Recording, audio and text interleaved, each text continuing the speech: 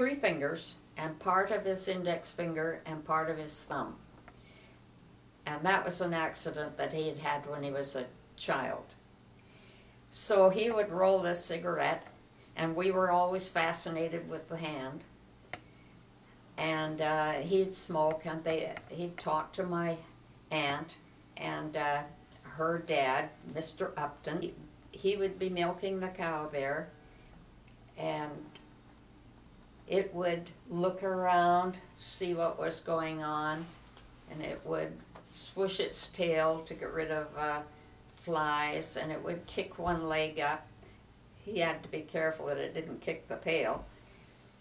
And he would milk the cow, and sometimes he would squirt milk at us.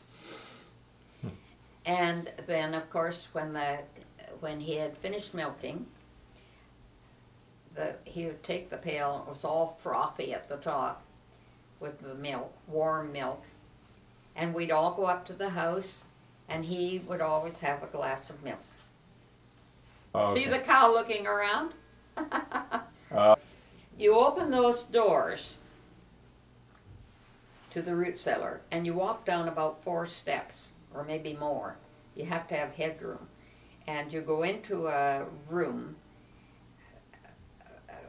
that's really, it has boards around it, but it's a dirt room really, and it's cold, and it's lined with tables, and on those tables are shallow pans. And Auntie Holme would pour the milk into the pans, and they're big, and they're sizable and very shallow. That butter churn, she's added the cream to that that you're going to churn on Friday afternoon. But do you see that picture, that long pole with the bars crossed at the bottom? That's the paddle, and that goes through the lid, and the lid is facing us here, and it's shallow, for a reason. It's going to fit on top of that jar, and when you pull, you thread the pole through from behind, and then you stick it in the jar, and you work it up and down, and of course some cream comes up, and it goes into that shallow dish and goes back into the bowl instead of splashing all over the room. So that's a butter churn, and that holds quite a bit of milk, cream. It's cream. How big is that? Is that 3 feet high? It's it's 2 feet high. 2 feet high, so it holds about 3 gallons maybe. Yeah, it holds quite a lot. And you put what you've got in it. You put the milk you've got in it and you churn that, but it'll hold a lot. Did you ever do that? Oh, I used to. Well, you know, when I was 4, I don't suppose I churned at all. I would churn, yes, I was put on to churning the butter. Yes, Frida, you can do that.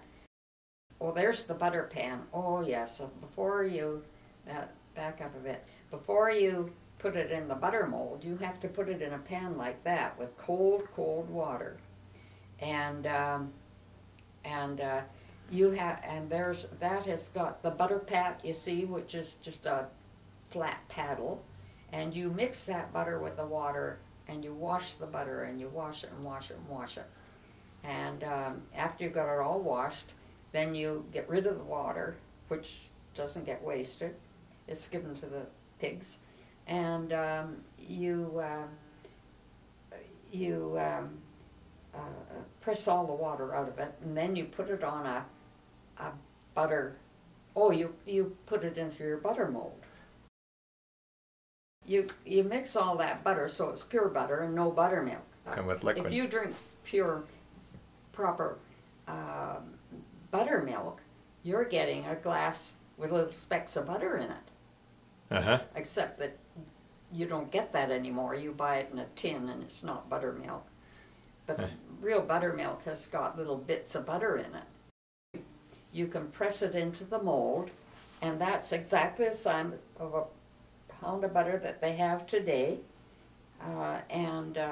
it presses out the bottom so that it goes onto the butter pad, onto your paper, and then you just fold the paper over, and you've got a pound of butter.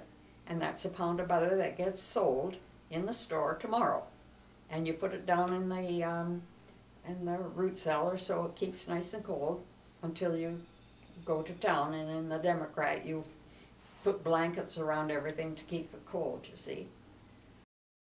Other buildings on the property include the barn and the pigsty, where the pigs the old sow suckles her young, and they have a trough in their pigsty, and in that the uncle used to make mash and put it in there, and then of course they'd eat anything.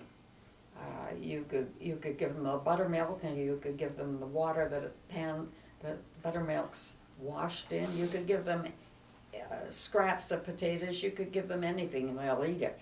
A pig will eat anything. So it puts on fat too. You know, it makes pigs. So there isn't very much waste on a farm. And after the pigsty, we have the chicken house, and I believe that's the chicken house there. That's the outhouse, and it was fairly close to the house.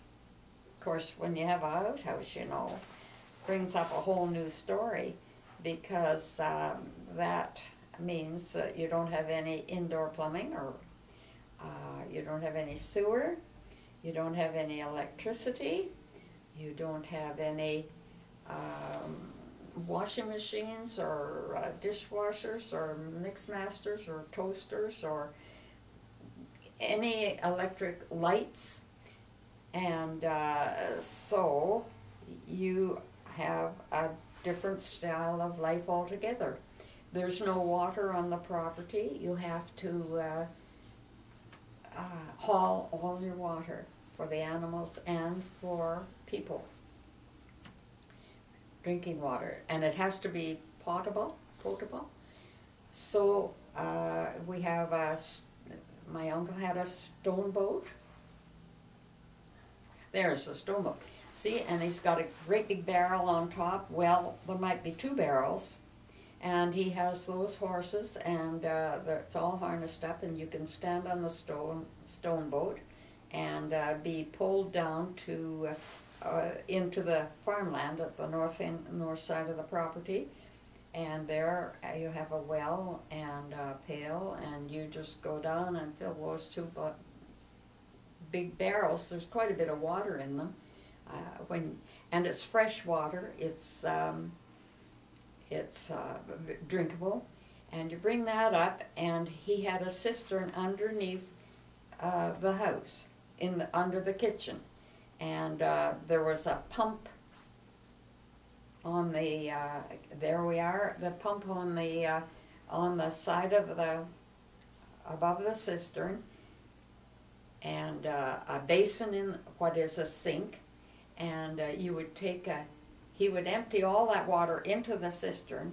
To get the water in the kitchen, you would take a cup and pour it into that, the top of the pump, and you would pump like crazy up and down with the handle to prime the water up, and up it would come and into the basin. And that's how you got your water.